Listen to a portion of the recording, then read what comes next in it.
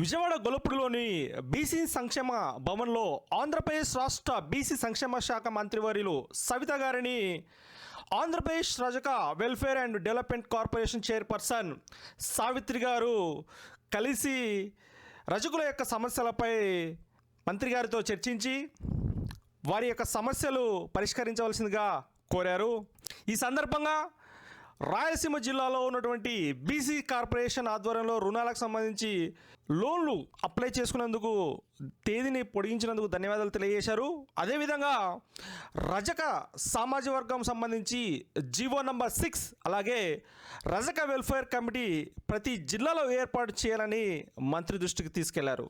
ఈ సందర్భంగా మంత్రి వెంటనే జిల్లా కలెక్టర్ ఆదేశిస్తానని హామీ ఇచ్చారని, అదేవిధంగా జీవో నంబర్ 25 వివిధ ప్రభుత్వ రంగ సంస్థల్లో, ఆసుపత్రుల్లో, హాస్టల్లో, పోలీస్ శాఖలో పెండింగ్లో ఉన్నటువంటి దోపీ పోస్టులను వెంటనే భర్తీ చేయాలని, రజకులకే అవకాశం కల్పించాలని మంత్రి దృష్టికి తీసుకెళ్లారు.